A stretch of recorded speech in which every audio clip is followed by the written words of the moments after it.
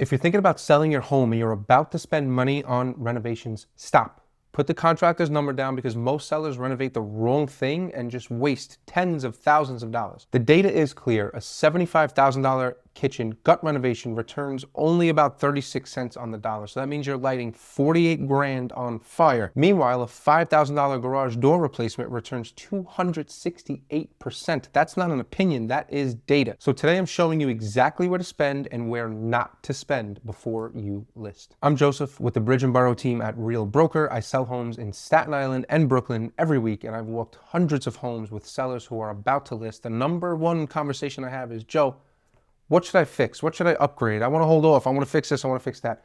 And almost every time they're thinking about the wrong things, right? They want to do a kitchen. They want to put a spa bathroom. They want to finish the basement with a wet bar. Those projects feel good. They look good on HGTV, right? We're all conditioned for that now. But the ROI data tells a completely different story, and I've seen it play out in real closings. The sellers who spend smart walk away with more money than the ones who overspend on flashy renovations. I have about 80 five-star Google reviews, dozens of closings. I've seen what buyers actually pay more for and what they don't care about at all. Let me save you from making a $50,000 mistake. I put together a free pre-sale home value guide with every ROI number from this video, plus a room-by-room checklist showing you exactly what's worth doing and what's not, customized for the New York City market. It's completely free. The link is in the description and the pinned comment. Download it and use it as your renovation decision framework. Now, here's the biggest surprise in the ROI data. 8 of the top 10 highest return renovations in the country are exterior projects, not kitchens, not bathrooms, but the exterior. So let me give you the top 5. And again, this one surprised me too. But number 1, garage door replacement, 268% ROI. You spend about $4,500 and your home value increases by about $12,000. This is the single best renovation investment in America right now, and it ties into the whole curb appeal, right? When somebody pulls up to your house, you want it to look as perfect as possible, and a dingy old garage door, it's not gonna help. Number 2, steel front door replacement, about 188% ROI. First impression matters, right? Doors, all the stuff outside, this is what people are first seeing. This matters. Number 3, manufactured stone veneer on the front facade, 153% ROI. Adding stone to the bottom third of your home's front exterior transforms your curb appeal. Number 4, this one's big, vinyl siding replacement, about 135% ROI. If your siding is faded, cracked, dated, asbestos, this pays for itself. Number 5, fiber cement siding, about 128% ROI. Higher quality, longer lasting, and still returns more than any interior project except a minor kitchen update. So the takeaway is that curb appeal wins. Buyers decide within 7 seconds of pulling up whether they're excited or disappointed. Your exterior is your first impression and your best investment. For Staten Island sellers specifically, this is huge, right? Most homes have driveways and garages. A fresh garage door and a new front entrance can completely transform how buyers perceive your home before they step inside. Throw in a little bit of landscaping and you have the jackpot. Now, I know you want to do your kitchen, so let's talk kitchens, okay? Because this is where sellers lose the most money. A minor kitchen update, talking new cabinet hardware, right? Maybe a new countertop. Yes, you can go from the laminate to some granite. A fresh coat of paint on those cabinets, change the color, update it. Maybe some light fixtures, a new faucet. That could be about 113% on average. You could spend $15,000 to $25,000. You might get $17,000 to $28,000 back in added value. But like I said earlier, a full kitchen gut renovation, tearing everything out, new layout, high-end appliances, custom everything, the water filler, the pasta, all that stuff, you're only getting 36%, right? So you're gonna spend 75 grand, you're gonna get back about 27,000 in value from that.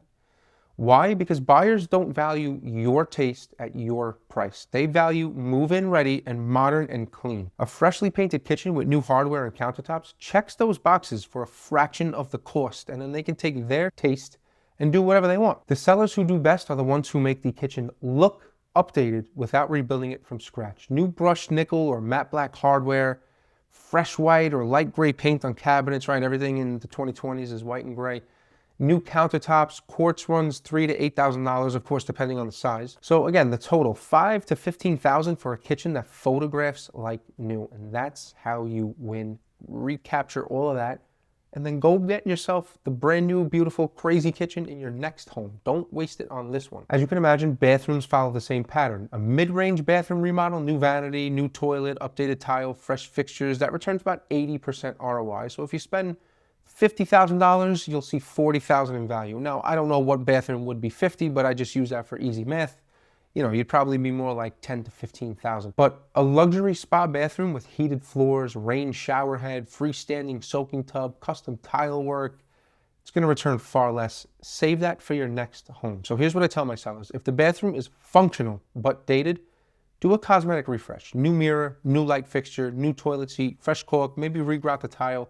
That alone, just some nice caulking and regrounding the tile is usually enough. But if you can do all that other stuff, it's a big bonus. Now, if your bathroom is broken, cracked tiles, leaking, mold, non-functional, then yeah, do that mid-range remodel. Buyers will absolutely deduct for a disgusting bathroom, but they won't pay a premium for a luxury one. Here's the framework I use with every seller that I work with. Think of it as 3 tiers. Tier 1, fix what's broken. This is non-negotiable, okay? Cracked foundation, leaky roof, outdated electrical, plumbing issues, structural problems, big marks on the ceiling. This is going to kill your deal. Buyers will walk away. Inspectors are going to flag them anyway. Lenders won't approve financing no matter if it's something really bad.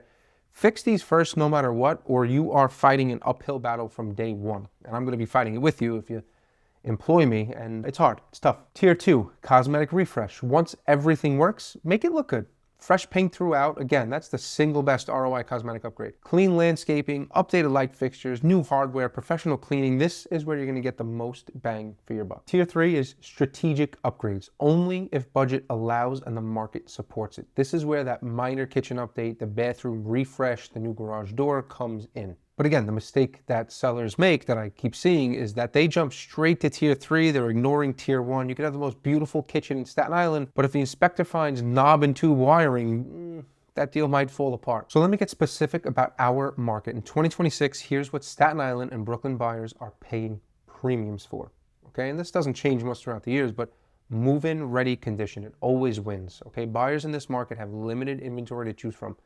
When they find a home that needs nothing, they're paying full ask or above. When a home needs work, they're discounting aggressively because they know contractors are expensive and hard to book. And especially if you're a first-time buyer or something like that, you know, if something might cost $10,000, in their mind, it's $100,000. So, you know, you're asking, let's just say $900,000 for your house, and it's got this little problem that if you would have fixed it, it would have been 10 grand.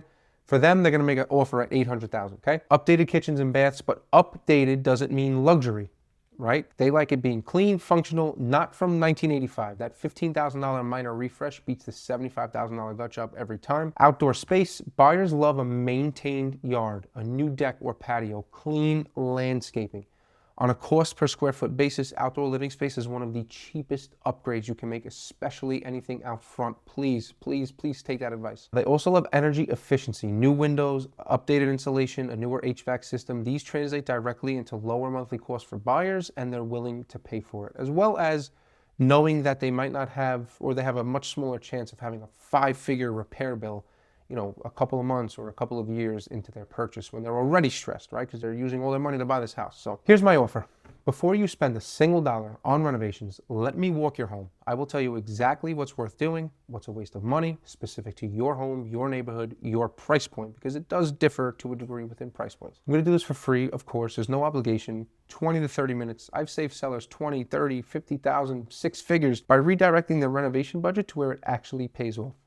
The link to book that walkthrough is in the description, and grab the free pre-sale home value guide. It's got the full ROI data for every project. Again, I'm Joseph, the Bridge and Boro team. Subscribe for more videos like this and drop a comment. What renovation are you considering? I'll tell you if it's worth it.